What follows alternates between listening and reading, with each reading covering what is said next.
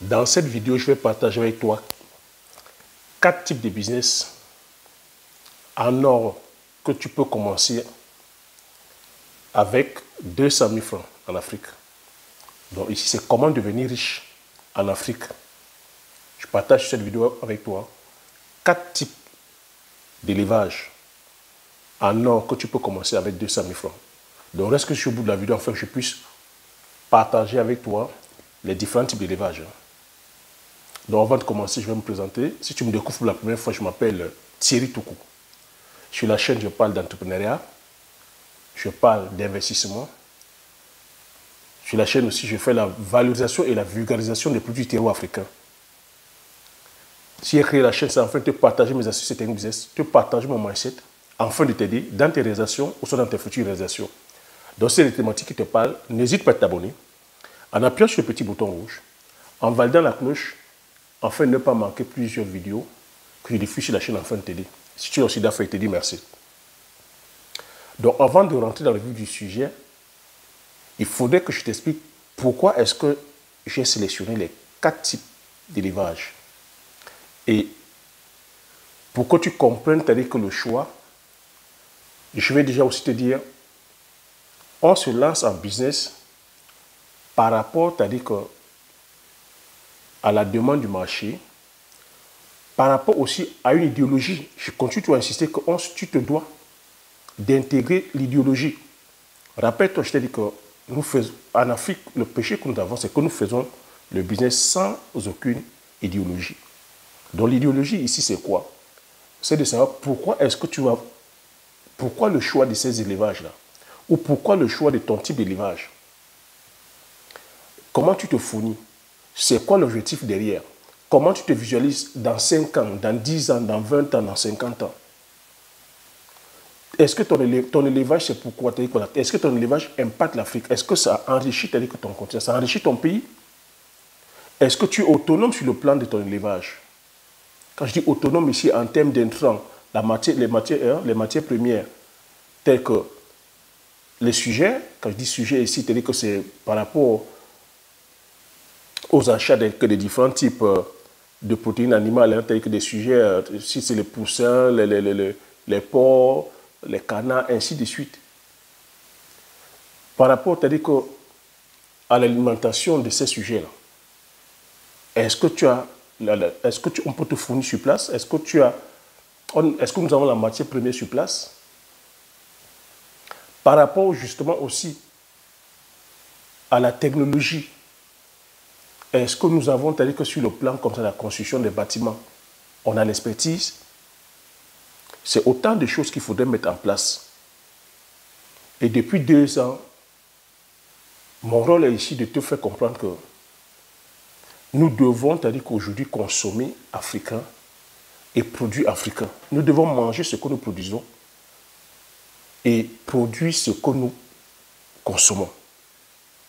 Et je suis là à te rappeler à chaque fois ici que nous sommes aujourd'hui tels que sur une guerre sur le plan de l'alimentation. La guerre est aujourd'hui sur le plan des semences. Et je tiens à te rappeler aujourd'hui que c'est celui qui te nourrit qui te commande. Depuis 2 ans, je ne fais que le dire. Et le temps est en train de me donner raison, malheureusement. Avec la crise ukrainienne, tu es en train de voir ce qui est en train de se passer sur le plan géoéconomique, géostratégique, géoénergétique et même géoalimentaire.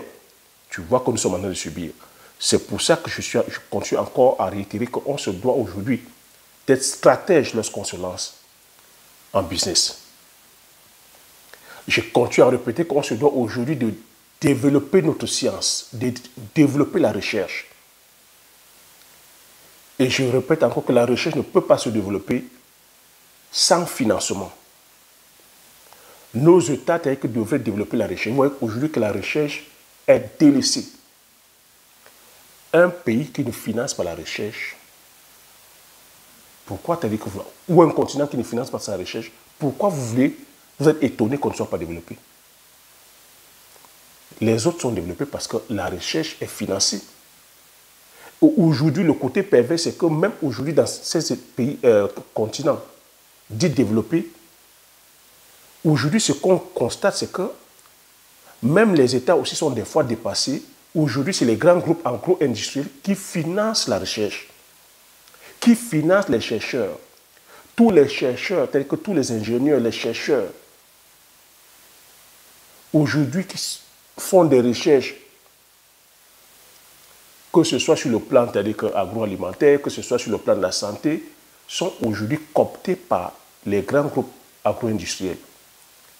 Et vous conviendrez avec moi que quand c'est un grand groupe agro-industriel qui finance les chercheurs, la recherche est biaisée.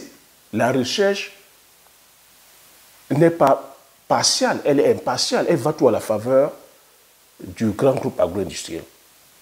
Même les États aujourd'hui sur le plan mondial ont du mal à contrôler justement ce fléau-là parce que financer la recherche, ça coûte des milliards. Donc quand les grands groupes agro-industriels sur le plan des semences, sur le plan de la chimie, sur le plan de la mécanisation, sur le plan même de la santé, quand ils financent la recherche, il faut comprendre que il faudrait qu'ils rentrent dans le fin.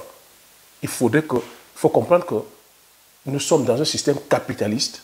Donc quand on va, en l'occurrence ici on parle d'élevage, quand ils vont financer sur le plan génétique, la fabrication ou la mise sur le marché, le matériel ici, sur le plan des animaux de qualité, il faut comprendre qu'ils se doivent de rentrer dans leurs frais. Maintenant, sur le plan scientifique, est-ce que c'est éthique? Puisqu'ils ont financé à coût de milliards de dollars, puisque les États ne peuvent pas qu'aujourd'hui faire la contre-expertise, puisque les États aujourd'hui n'ont pas assez de moyens même pour pouvoir faire l'évaluation des risques. Ce sont ces mêmes grands groupes agro-industriels qui font des études, ils font des contre-expertises et affichent les résultats. J'ai pris assez de temps comme ça pour que tu puisses comprendre la nécessité aujourd'hui, pour nous les Africains, de financer nos chercheurs, de financer la recherche sur le plan de nos produits du terroir, de financer la recherche sur le plan de nos différentes races animales. Parce qu'aujourd'hui, lorsqu'on va plutôt produire par rapport au cahier de charges, c'est-à-dire que des Occidentaux, c'est voir l'échec. Je voudrais dire ici l'élevage de poulets. Vous allez voir. Vous êtes en train de voir ce que ça donne aujourd'hui. La grosse crise que nous avons aujourd'hui, et on n'a plus de semences. Et il n'y a plus de semences telles que le maïs, le soja. Parce que nous ne produisons pas les semences. Et aujourd'hui, voilà, ils peuvent s'amuser avec ça parce que ils peuvent faire en sorte que, justement, jouer sur la spéculation. Ils savent que les prix sont élevés aujourd'hui en Afrique par rapport à la crise ukrainienne sur les céréales. Ils bloquent la vanne. Ils nous mettent en état de stress. Quand les prix vont augmenter, ils viendront, c'est-à-dire que justement vendre. Ils ont leur réseau, ils viendront vendre à prix d'or. Ou ils peuvent fermer la vanne. Ils font, c'est-à-dire que justement comme ça, en sorte que les producteurs africains ne puissent pas avoir les semences. Mais comme en Afrique, je vous ai dit, avec l'arrivée des grands groupes agro-industriels, en passant par des fondations où ils ont des plantations à perte de vue, ce sont eux qui vont commencer à vendre à la population africaine le maïs. Parce qu'eux, ils seront sur quoi? Ils sont sur les 10 000 hectares, 20 000 hectares. En même temps, on tue les petits producteurs africains. Ce que je suis en train de dire pour les céréales, ça vaut pour l'élevage. Aujourd'hui, en élevage, qu'est-ce qui se passe aujourd'hui? On n'a plus que d'aliments. Et il n'y a plus d'aliments. Comment est-ce qu'on va élever? On n'a plus des sujets. Quand tu parles ici des poussins, tu parles ici des poussins d'un jour. On est en pénurie. Comment est-ce qu'on va faire pour eux? Comment l'élevage pourra marcher? Donc depuis 2 ans, je t'interpelle là-dessus de faire très attention lorsqu'on parle aujourd'hui d'élevage industriel. Quand on vous parle d'élevage de poulet de chair, c'est destiné à une catégorie de personnes. D'où la stratégie que je vais partager avec toi ici. Donc, le premier type d'élevage que je vais te conseiller ici, c'est de commencer avec l'élevage de poules locales. Avec 200 000 francs, tu commences avec ton petit élevage de poules locales. Ça a l'avantage que, comme j'ai coutume à te répéter, tu peux prendre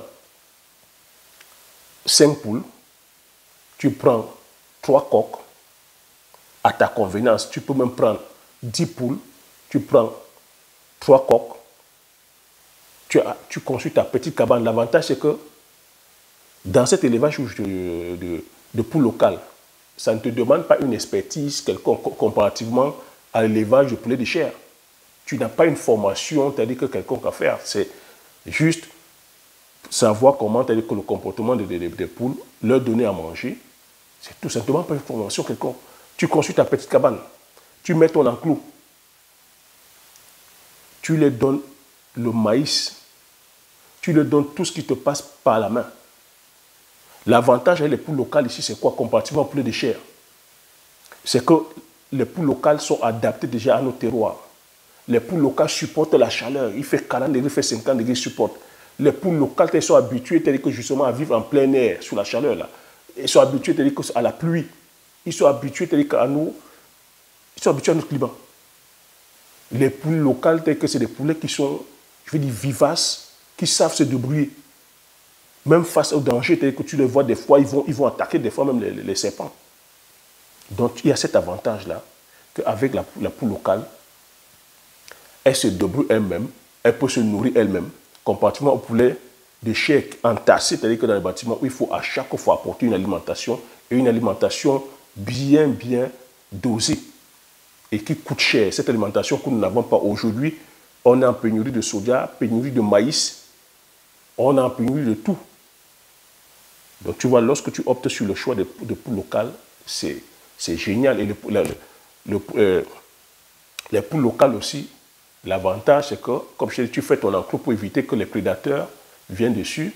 Tu peux développer un petit coin compost où, je veux dire, les vers de terre, que tout ce qui est micro-organismes, les vers de terre, les chenilles, tu peux même développer un petit élevage de cafards, d'insectes. Les poules viennent picorer là-dessus.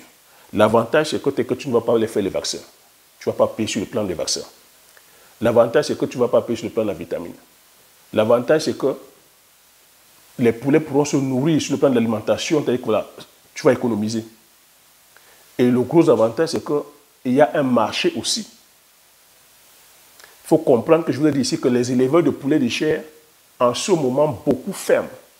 Lorsque tu vas aller construire, même sur le plan du bâtiment, tu vas aller construire un bâtiment à 7 millions.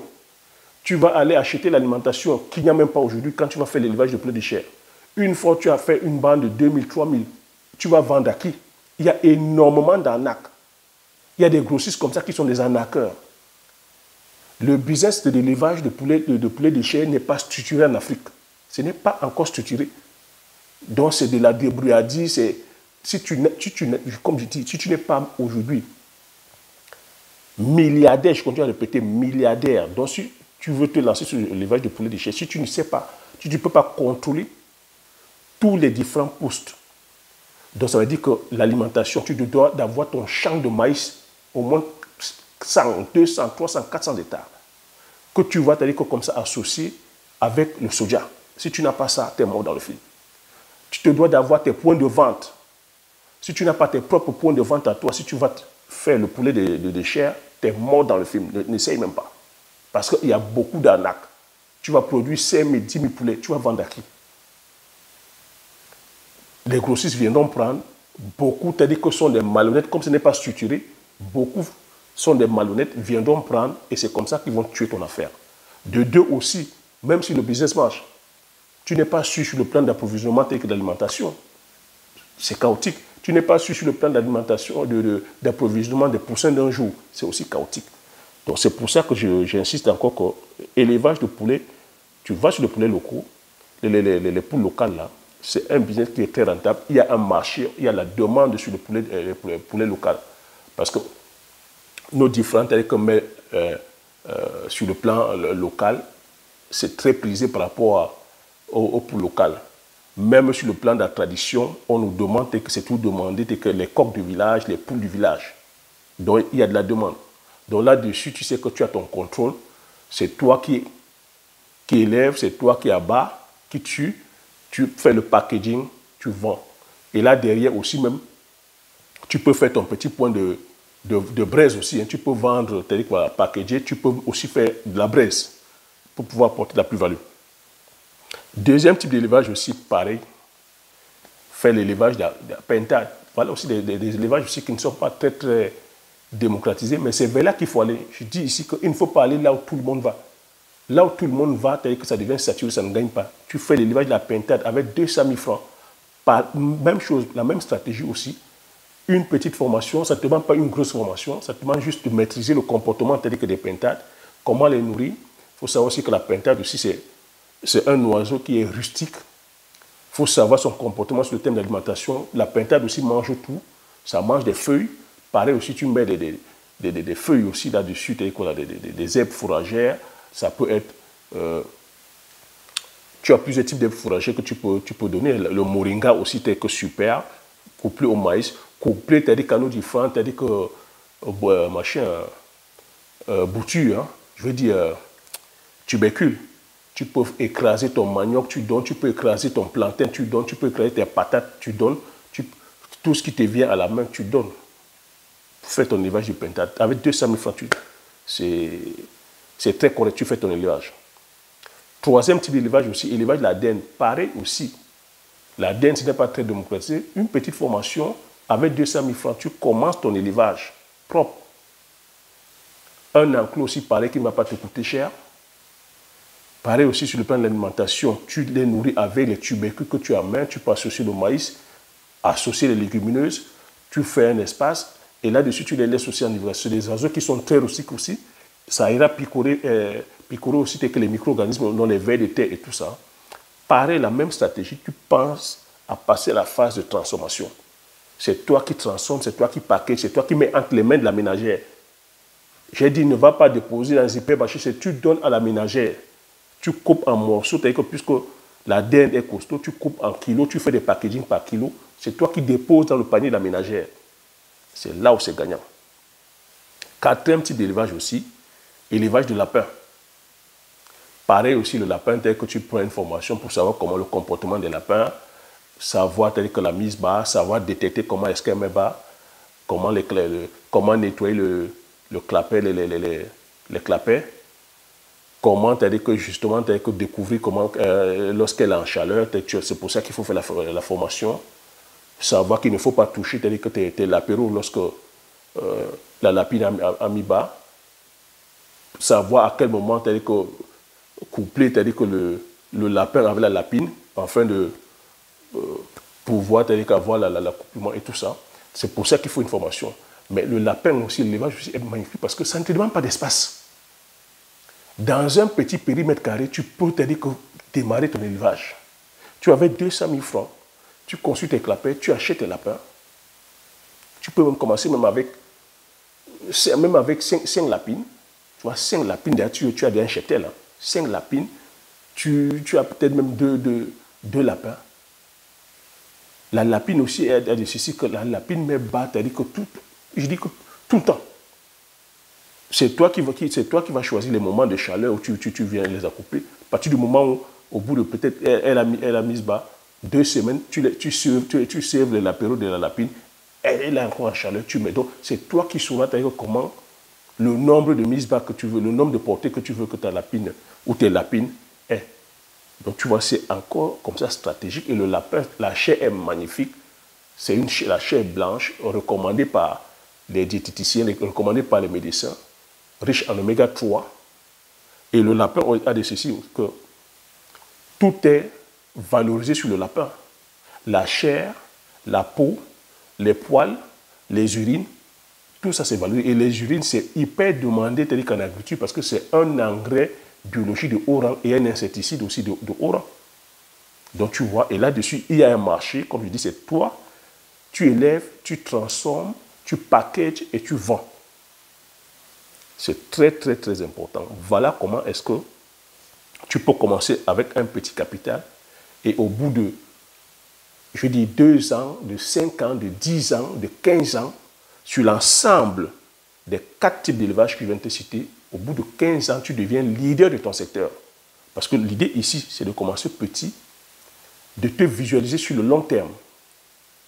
Et en te visualisant sur le long terme, tu vois, à chaque fois, tu augmentes les chaînes de valeur. Tu vois, à chaque fois, sur le plan de l'alimentation, tu vois que tu pourras t'aider comme ça aussi avoir ton champ de maïs.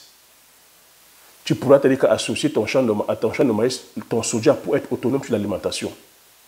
Tu vois ici que ça ne te demande pas une restriction sur le plan prophylaxique. Parce que c'est des animaux qui vont être en plein air. Ça ne te demande pas ici, ce n'est pas contraignant sur le plan des bâtiments, parce qu'au fur et à mesure où ton élevage va s'agrandir, tu vas aussi pouvoir agrandir ton élevage. Tu vois? Et que sur les plans des normes, encore on surfe, encore on profite encore du fait qu'on n'ait pas assez de normes.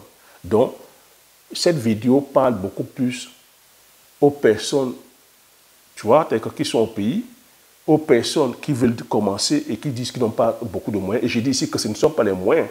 Ce n'est pas les moyens le problème. C'est d'abord ta volonté, c'est ta vision sur le long terme, la détermination que tu vas mettre, l'engagement que tu vas mettre et le fait de vouloir venir servir. C'est l'idéologie que tu vas mettre derrière. C'est ça qui va t'apporter, qui va faire en sorte que tu restes sur le business et que tu puisses gagner. Donc voilà ce que j'avais partagé sur cette vidéo. J'espère que tu as aimé, j'espère que tu as appris quelque chose. Si tu as aimé, laisse le like, laisse-moi des commentaires. Dis-moi aussi que, voilà, si c'est des vidéos comme ça que tu aimes, que, voilà, je ferai de plus en plus. Donne-moi aussi tes préoccupations ou donne-moi des idées de vidéos que tu aimerais que je fasse. Je vais les lire. Si c'est pertinent, je ferai que des vidéos là-dessus. Donc, partage massivement autour de toi afin qu'on soit comme ça plusieurs à bénéficier de ces idées-là. Abonne-toi si tu n'es pas encore abonné afin de pouvoir faire grandir la communauté des visionnaires. Comme j'ai coutume à dire, l'information c'est la connaissance c'est la richesse. Une fois qu'on a ces informations, on a pris ces stratégies et on passe l'action massivement afin d'impacter sa vie et impacter la vie de tous ceux qui vous entourent. Sur ce, je vous dis merci. Aux prochaines vidéos. Ciao.